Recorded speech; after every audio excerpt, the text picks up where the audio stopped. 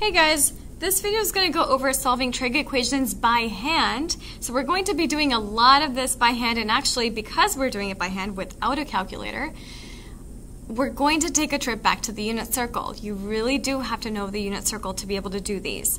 I'm on page 25 and we're going to go ahead and get started with this. So on number 1, you have this equation 2 sine theta plus 1 equals 0. Now my goal is, because I'm looking for an angle in terms of pi, I do want to get theta by itself. So I'm going to take away one thing at a time, and just like you normally would. And so the first thing I'll do here is I will subtract 1 from both sides to give me 2 sine theta equals negative 1. Now I'm going to divide by 2 to give me sine theta equals negative a half. Now basically this is asking at what angle is sine negative a half. Or in other words, if we go back to what we talked about last week, I could rewrite this way. Sine inverse of negative a half is theta. Now if you remember that notation, that negative 1 up at the top to tell us inverse opens you up to the entire unit circle. So really for this answer, for all of these answers, you should have two answers, 2 radians, 2 angles. So now if you take a look at your unit circle, or if you simply think about your unit circle, sine is a negative number, first of all in the third and fourth quadrant. So you should have an answer from the third and one from the fourth.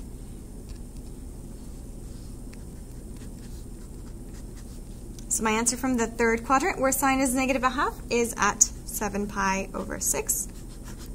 And from the fourth quadrant, 11 pi over 6. There you go. Okay, number 2. So you have 4 tan of x minus 4 equals 0. Now don't let that x confuse you, it's just like theta. So again, I'm going to go ahead and try to get that x by itself, so I'm going to add 4 on both sides. I have 4 tan of x equals 4. Now I'm going to divide by this 4 that's in front of the tangent. And so I have tan of x equals 1. And because it's a positive 1, I want to see where is tangent a positive number. And that's going to be in quadrants 1 and 3. And if I were to rewrite this, I would say I want tan inverse of the value 1 to give you your answer, to give you theta. So in the first quadrant, that's pi over 4. And in the third quadrant, that is 5 pi over 4. All right, number 3. So now we're working with cotangent. Now I'll come back to how this changes a little bit, but we're going to start off just like we normally do. So I'm going to go ahead and subtract 1 on both sides. I have square root of 3 cotan of theta equals negative 1. Divide both sides by square root of 3. And I have cotangent of theta equals negative 1 over square root of 3. Now you may have a tendency to want to rationalize, but I would say don't do it right now, because we're going to look for cotan, and I keep writing cos. We're going to look for cotan inverse of this value equals theta. And so because it's a cotan and we normally don't work with cotan inverses, we're going to actually rewrite that in terms of something we know, which is tangent. So if I write this as tan inverse instead,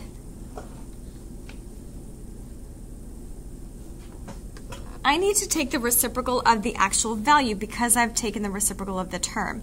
So I'm going to write that now as negative square root of 3 equals theta. So now you have to think about, where is tangent negative square root of 3? So now to actually get that, that's a little bit tricky. So to actually find tangent at where is tangent square root of 3, you have to think, okay, well, to find tangent, normally I have to find sine over cos and simplify that. So now if you think backward, you have to have a sine value that's square root of 3 over 2 and a cos value that's a half, so that after simplifying, you end up with square root of 3. Okay? And so, and actually we have to have a negative one. So one of these values has to be negative for us to find a negative square root of 3 over 2. I'm sorry, just a negative square root of 3. So we know that tangent is a negative number in the second and in the fourth quadrant, so I'm actually open to two answers. In the second quadrant, I'll have a negative cos value at 2 pi over 3. That will give me that answer. In the fourth quadrant, I will have a negative sine value. That will give me that answer, and that will be at 5 pi over 3. There you go. Number 4, I'm going to go ahead and add 2 on both sides. So I have square root of 2 cosecant of theta equals 2. I'm going to divide by square root of 2 on both sides to get cosecant of theta equals 2 over square root of 2. Now again, you might have a tendency to rationalize, but I'm not going to, and refrain from rationalizing right now because, again, cosecant, we don't really find the cosecant of, we don't find the inverse of cosecant, and that's actually what we're trying to do here. So I'm going to rewrite this in terms of something I know, which is sine. So I'm going to write this as sine inverse of, now I'm going to take the reciprocal of this, square root of 2 over 2 equals theta. And now you should recognize that number. It's from the pi over 4 family member, from the family.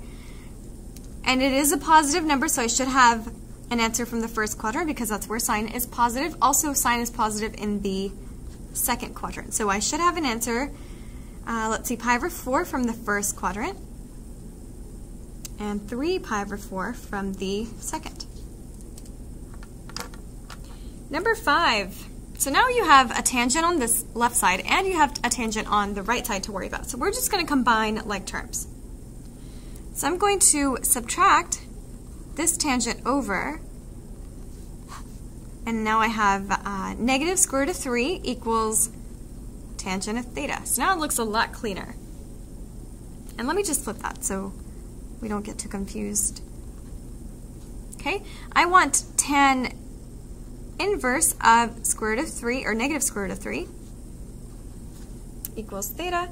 And actually this becomes just like number 3. And so my answers are from the second and fourth quadrant, and my answers are 2 pi over 3 and 5 pi over 3.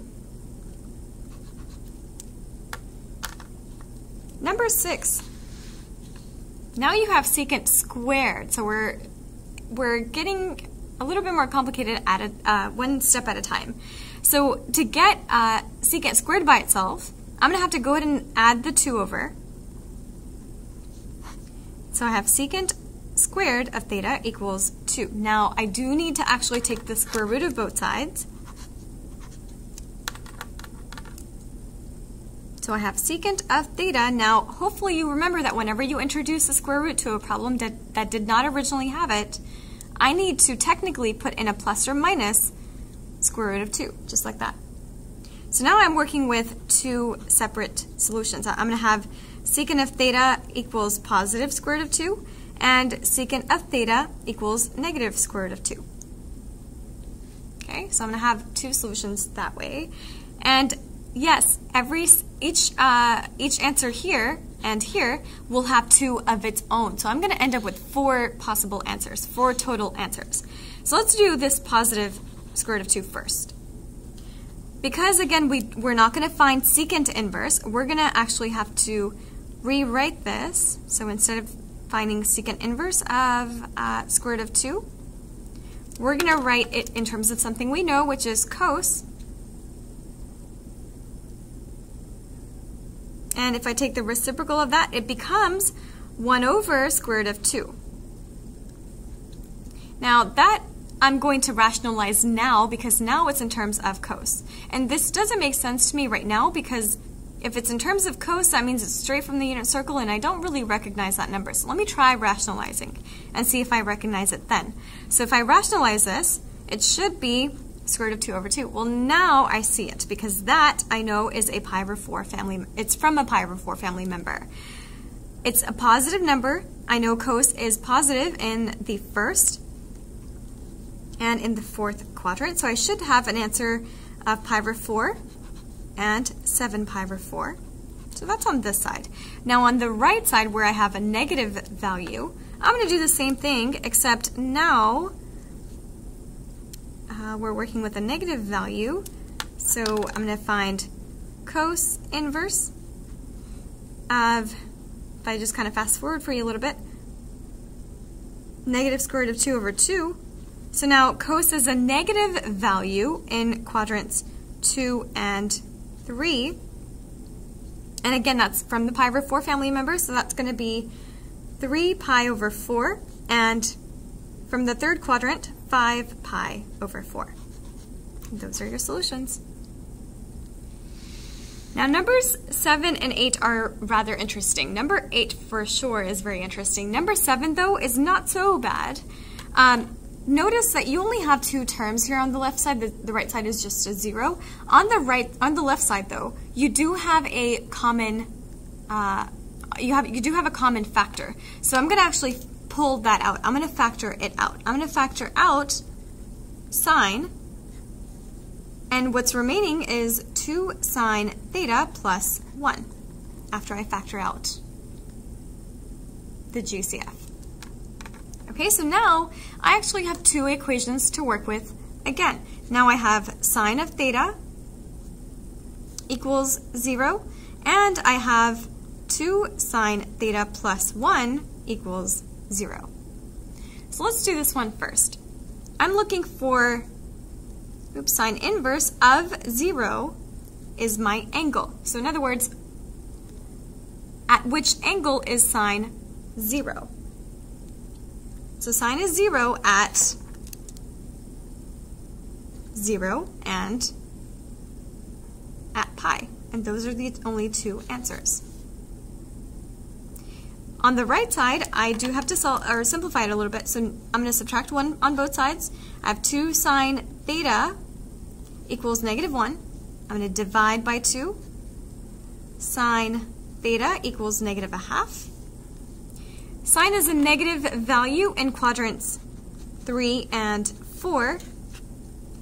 In quadrant 3, sine is negative 1/2, so I want sine inverse of negative 1/2 equals theta. In the third quadrant, my answer is 7 pi over 6. And in the fourth quadrant, my answer is 11 pi over 6. Which, by the way, goes back to number 1. Okay, now to number 8. So believe it or not, based on the way this is written, I'm actually going to factor this problem. That's right, I said it. We're going to factor. So we're going to have a format like this. Now normally, what may actually make it a lot easier is if you kind of see the sign as a big ol' X instead for right now. So see this as a 2x squared plus x minus 1. Okay, if you were to factor that, you would say it's 2x, x here, 1 here, 1 here. And if you kind of go through with the process, it should be 2x minus 1 and x plus 1, so that if you FOIL, you should get this again right here. And I do. So now that I know my factors, I'm going to go back and replace. Every time I wrote down an x, I'm going to go back and replace that with my sine of theta, because I know that's what it originally was. So really my factors are 2 sine of theta minus 1 and sine of theta plus 1 equals 0. So there you go. You factored it without causing a big fuss about it being a sine function.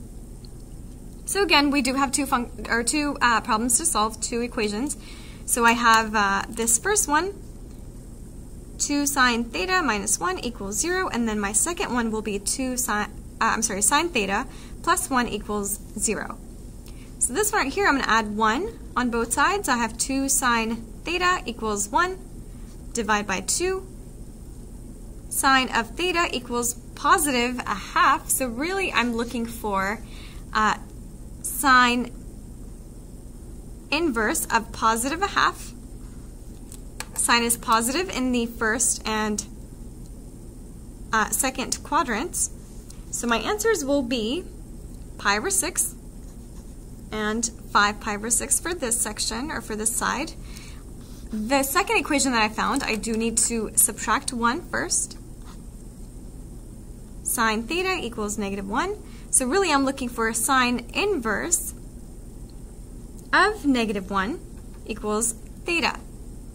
So in other words, where is sine -1, that exact value? The only